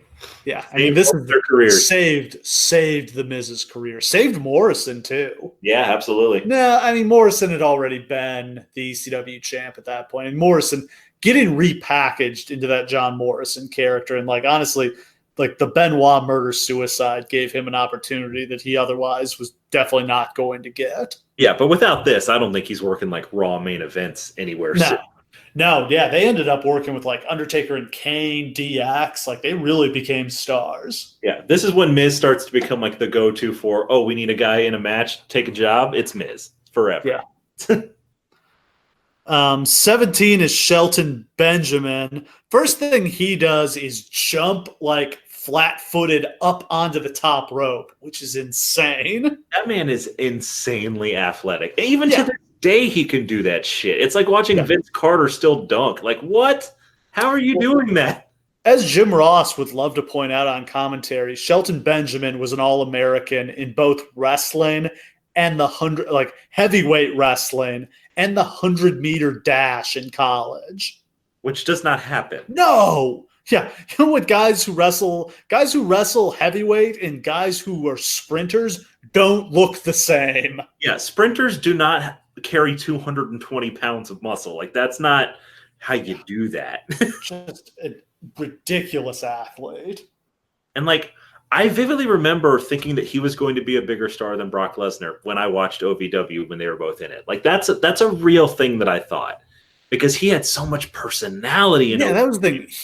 He was one of those guys who had personality in the ring, but not out of it. Yeah. Like, you just see him and he had this like cocky way about it, but like he couldn't talk. No, couldn't talk. He needed a manager. How many guys got fucked in this era because they wouldn't do managers? When you did get a manager, Steve. Benjamin. Yeah. And actually, that's probably the most over he was during this era. Yes, actually it was. Sadly. And just like, they finally acknowledged that managers add something. And like, Leo Rush adds so much to us. Yes. It's so stupid they waited so long. Like, Drake Maverick adds so much to the Authors of Pain. Like, Andrade Cien Almas struggles with our language, so they gave him, like, it's so easy. Yeah. It's something they understood, and then they just unlearned it. Like I don't know when they got managers, like 2000s at some point. There was just no more managers. There just had to be a moment where Vince was like, "This is stupid. I hate it." And I don't know when it was. Like, literally, the last one I remember is Melina. Yeah, I mean, so around this time, Umaga had Estrada, and they got mad at him because he was getting over too much. Yep. He committed the eternal sin of getting over when he wasn't supposed to. Yep. That was pretty much it for managers for a while. Like, Abraham Washington kind of flirted with it for a minute. Yeah, then he got his ass fired. Like Kobe in the hotel room in 2009. Oh my God. It's like an evil Mauro Ranallo line. Yeah, just like, it's such a deep cut, but it's a cut to horrible places. Why are you doing? Yeah, why are you saying that years after that? Like, What's 10 that about? years after that. That was like the debut of the Primetime Players, wasn't it? Sounds right. And just like, yeah, my boys are going to treat you like Kobe in a hotel room. And it's like, what are you saying right now? Instant firing. Oh my God. Shelton then tries to springboard into the ring, but gets nailed with Sweet Chin music and eliminated. Shawn Michaels just owned Shelton Benjamin's ass, and I love it. Poor Shelton Benjamin. Like, the moment his career will be summed up with forever is that one. Just incredible Sweet Chin music in that Raw match. Which is a shame that that's all people remember about it, because that was a killer match. Such a great match. I mean, the part of the reason, the reaction was so enormous. It was a great finish, but also it had been a great match to build to that. And like, they were pushing Benjamin so hard at the time that you thought you might actually win. Like, it was dynamite. Like, that's another topic for another time. We find so many of those in every show. Yeah. Then number 18, in a pretty great surprise, is Jimmy Superfly Snuka. He looks 1,000 years old, but this is still pretty cool. Say, is it the Garden? Here comes Snuka. Sure. Yeah, he is always up for a Garden payday. And I know that part of it is like, I'm not even sure it's really even for the fans. Like, I know that people say that about Vince a lot, that he does stuff for himself, but like, some part of this just has to be for Vince, right? Like, it's a cool moment. Vince wants Snuka in the Garden. That's his fandom. Yeah. And like, it's a cool moment. I love he starts headbutting everybody, including he puts down Taker with a headbutt. And Taker headbutts him and falls down. Yeah. That's good comedy. Yeah, it's good stuff. Then number 19 is Rowdy Roddy Piper, and That the was place awesome. just comes unglued. Like, just the idea just to put them together. And, like, everybody's down in the ring, and then Snuka slowly turns to look at Piper. Motherfucker. Piper fucking throws his coat into the crowd. He gets so excited. Yeah. Which I'm sure he regretted later. Piper tipping the scales at about 300 pounds here, it looked like. Man, he does this not. Is after he's been through cancer. Like, lucky to be alive. Incredible to see him in the ring. Yeah, he did an interview too where he said basically they gave him like 1 day's notice. Like, well, I'm not in shape, but fuck it, I'm doing it anyway. No time to train. But yeah, he just shows up, starts throwing rights and lefts. And like literally everybody in the ring just like stands at the sides and just watches them go at it. Yeah. Yeah. They all stop fighting and just watch Piper and Snuka fight. That's awesome. Yeah. Kane is number 20, so it's time to clear out the ring.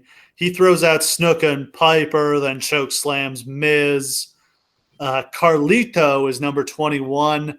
Can't say I have any memory of what he was up to at this point. Feels like the bloom was off the rose for him. Yeah, this is after the feud where Flair tries to inspire him to actually have some balls, right? Yeah, which was a great idea that they didn't really follow through on. Yeah, he's literally just floating through life at this point. But since you brought it up, got to talk about that one great Ric Flair promo. Hell yeah. Where, yeah, Carlito's going to leave. He's going out with, like, Tori or whoever. And Flair's like, wait, where are you going? You're not going to stay and watch the main event? And he's like, no, it's okay. I'm not in the main event. And Flair's like, yeah, you think there might be a reason you're not in the main event, buddy? He goes on this rant. He's like, yeah, there's a reason guys like you who don't have passion for this business aren't in the main event. You think you can be a star, go out with a woman like that, you don't leave the show before it's over. And like it was so clearly like somebody had gotten into Flair's ear and wound him up. Well, yeah, because he says something that makes no sense. He's like, I've got Vince McMahon telling me that, like, my time is running out. I need to pick it up if I'm going to cut. Like, that is not related to anything that has happened on screen at that point. Like, that is clearly a real thing that happened. Yeah, so clearly they tell him, like, hey, Rick, you got to go, like, blast Carlito for being one of these millennial fucks who doesn't care. And he just works that in, that, like, Vince wants him to retire. And he's like, fuck you for taking my spot. You don't deserve it, you young piece of shit. He's like, I'm looking in the mirror trying to remember who I am, but like, blah, blah, blah, like tremendous promo work. And like, it just kind of, they don't go with this the way they should have. Like, they wound up making them like a tag team. Like it, they make them a tag team, and then Carlito turns on Flair after like 2 weeks. Like, they don't build it. It's just trash. Like, it doesn't have anywhere to go. But just that moment, too, like, if you listen to that promo and you watch it and you just look at the look on Carlito's face as like that onslaught comes through and he's like, what the fuck is this? But yeah, that was really the story of Carlito's career. Was he was brilliantly talented, but just never seemed to really have the motivation. Yep. He just Islander mentality, man. Whatever. Foley is 22, gigantic reaction. Hell yeah. And he can still work at this point. Like, he's not totally done yet. Where is this in regard, like, in comparison to, like, the hardcore match at WrestleMania with Edge? This is, like, 2 years later. Okay.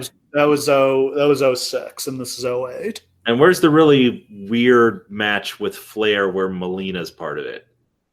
That was that same year. That was after the feud with Edge. Oh, okay. So he's still... like not really doing anything on the shows these days. No, this is a surprise appearance. Okay, cool. This is right before he goes to TNA, almost right after this, I think. Oh, he does commentary for a little while after this. Then he goes to TNA and becomes world champion. Yeah, he is that. We got to do that lockdown with him and Sting sometime. Oh boy, you don't know what you're doing to yourself. Okay, buddy. Ken Kennedy is number 23. He's much more over than I remember him being. Like his whole pattern where he'd like bring the microphone down and stuff was fucking over. It's a fantastic gimmick. Hell yes. Kennedy almost immediately takes a choke slam from Undertaker. Number 24, one of my random favorites, Big Daddy V. Look at this monster. And the ring is now full of just like big Jesus. motherfuckers. They better have reinforced this thing.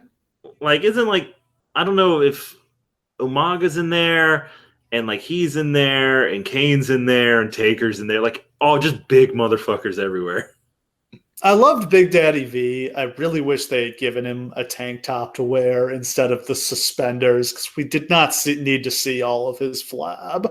And like, okay, look, I am not very much not from like the streets. All right, let's just get that shit out of the way in case you were under some sort of misapprehension about that.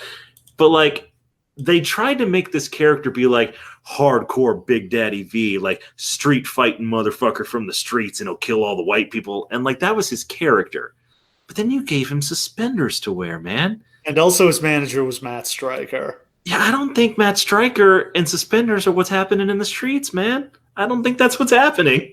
Nothing associated with Matt Stryker will ever get over. Yeah, it's just gross. And thus we complete our semi-annual burial of Matt Stryker. One day we'll dig you up, Matt. One day. Snitsky gets eliminated by Taker. Then Michaels catches Taker with sweet chin music and eliminates him. And Michaels taunts Undertaker and gets eliminated from Kennedy by behind. Taker teases he's going to fight with Michaels, but instead he ends up just beating up Snitsky. Poor Snitsky. It just happened to be there.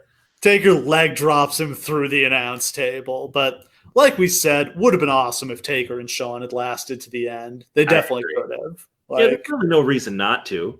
Yeah. The ring is so full, nobody's really doing anything at this point. Yep. Mark Henry is number 25. He is not really over yet. Yeah, this is pre-Hall of Pain Mark Henry. Miz is hanging over the top rope, at which point Hornswoggle comes out from under the ring and pulls him down off the rope for the elimination. Genuinely funny.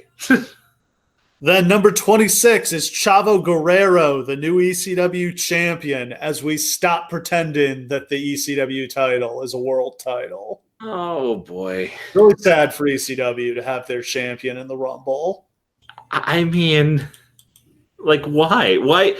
You have so many people on your roster. You don't need to do this. Did not add anything. Especially after when Dreamer came out, they were like, Tommy Dreamer might be the only guy who would choose to challenge for the ECW title if he won the Rumble. And then we have the ECW champion in the match. That makes him look like such an idiot. He's just going to challenge a guy who's also in the match.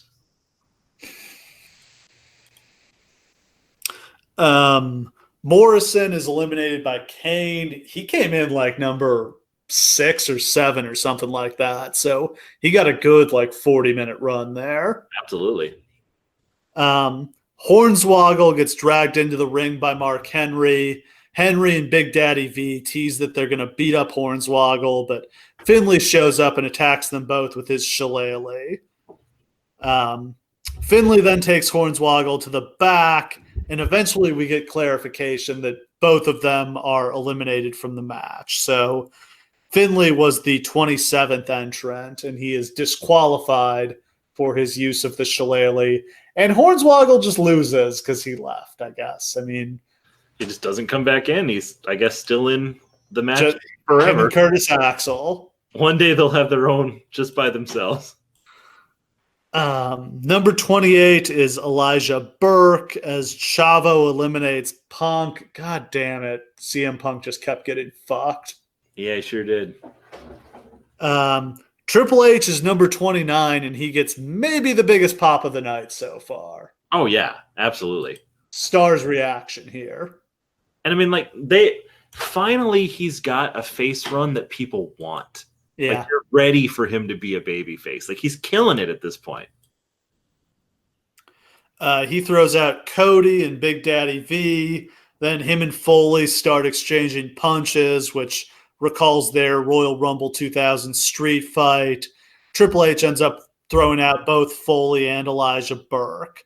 So we are down to Triple H, Batista, Carlito, Umaga, Chavo, Kane, Henry, and Kennedy. 8 guys plus number 30 yet to enter. Should note Umaga has been in there forever at this point. He's gotten a good 30 plus minutes too. He's not really doing anything. He's just kind of there. Yeah. Triple H hits the pedigree on Umaga. Countdown. 5, 4, 3, 2, 1. Then we get a long pause after the buzzer. And everybody's wondering, who is this going to be? Who could this be? Now. No, go ahead. And then John Cena's music comes on. Now, let me paint you a word picture, because this is one of the coolest moments in Royal Rumble history, maybe the coolest moment. I have watched this clip so many times over the years. Like, there's nothing like this. Because, again, the cinematography of it is so great. Because, basically, we're watching the people in the ring from that static shot where you can still see where the numbers come up as, like, the countdown goes down. So as the countdown goes down, it's just Triple H standing by himself in the ring. Everybody else is on the ground. He turns to look to see who the next guy is going to be. So he's just staring straight at it. And we just see him silhouetted as we see, like, the countdown tick down. And then the first thing you see is, like, right a little bit before the music hits, John Cena's entrance video hits up there. And you just hear, like, this big breath from the audience, just like, and then the music starts. Da-na, and, like, they pop huge, but they're not sure. Yeah. Yeah. And then he walks out, and his head's down. Yep. And he's like, there's only one other time he's ever been this cool coming to the ring. And that was at ECW One Night Stand where he lost the title, where he just puts the belt over his head and his head down and walks to the ring. Like, this is like that. Like, he walks out with his head down. He puts his arms together. He gives a big nod, puts his head up and is like, yeah, motherfuckers. It's me. Back. Yeah. Yeah. Well, and when we don't see his face, you're like, is it really him? Like, is this some kind of parrot? Is something dumb going to happen here? No, it's fucking John Cena. He's back. And just, like, the smile on his face because he knows nobody knew. Yeah. Just the shock. Yeah. Like, there was not a word of this on the internet in the dirt sheets. Like, they kept this under wraps. The dirt sheets were full on telling us he cannot come back. He might miss WrestleMania. There's no way. Somebody was feeding him deliberately false information. Yeah, they got worked on this one. Yeah. So he comes back and he's like, yeah, motherfuckers. And, like, you can see on the faces of the crowd, they're, like, literally dangling over the railing trying to grab John Cena. It's just nothing but hands in the shot around it. And then they pan over to Triple H, who just had this great look of absolute shock on his face. Because Triple H was about to win the Royal Rumble. Yeah. He was whooping everyone's ass. Yeah. Drew a great number, came in hot. Shawn and Taker are gone. Batista's been in there forever at this point. Yeah. Like, and suddenly, here comes the only guy who could beat him. Gotta be kidding me. And I just love the way the pop just crescendos. It starts big, and it just gets bigger and bigger and bigger. And then he runs into the ring and goes face to face with Triple H, and it's bigger and bigger and bigger. And, like, the crowd's fucking losing their minds. And the only thing that mars the whole thing is that the announcers each get a turn to go crazy. Yeah. Like, everybody's like, oh my God, what's going on? This is insane. This is unbelievable. And then right at the end, Joey Styles just shoehorns in oh my God. And it's too late. Like, it's so clearly manufactured. And, like, you just know Vince was like, fuck you, Joey. Well, this is the problem with the 6 announcers is everybody's got to get their thing in. Yeah, it would have been so much more impactful if he had said that, like, right when the music hit or something like that. But and also this would have been a great moment to say nothing at all. Yes. And just let it speak for itself. Yeah. Which took them a long time to get used to that. It's the boldest commentary choice to say nothing. Michael Cole has become excellent at that over the years. We're just realizing where he needs to let it go. Sometimes less is more. Yeah. We say in the midst of our 2+ hour podcast. That's a good cell phone, Steve. Good job. Yeah, so Cena comes in hot. He throws out Carlito and Chavo and Henry. Cena and Triple H go face to face, but Batista jumps in. We get a spine buster from Triple H to Cena. Batista spears Umaga, and then Batista clotheslines Kennedy out. Then Batista clotheslines Umaga to eliminate him. We're down to the final four of Cena, Batista, Triple H, and Kane. Kane is quickly gone, courtesy of Triple H and Batista. And now we get down to the real finale. And this is an awesome moment. Yeah, you just don't see stars this big at the end of Royal Rumbles usually. It just doesn't happen. They almost always, when they have stars of this caliber, they almost always like do an angle to get one of them out early. They have whoever's going to fight him at WrestleMania throw them out. But what makes this work is they didn't really have WrestleMania plans for any of these guys at this point. They were just making it up. And so it's one of those rare moments where you genuinely feel like, oh shit, I don't know which one of these guys is going to win. Like, oh crap, I don't know. It could be any of these three.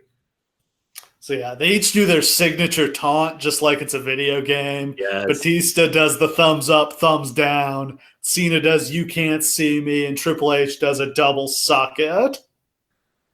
And then Triple H like does the double suck it, attacks both of them, and gets his ass stomped into the ground. Yeah.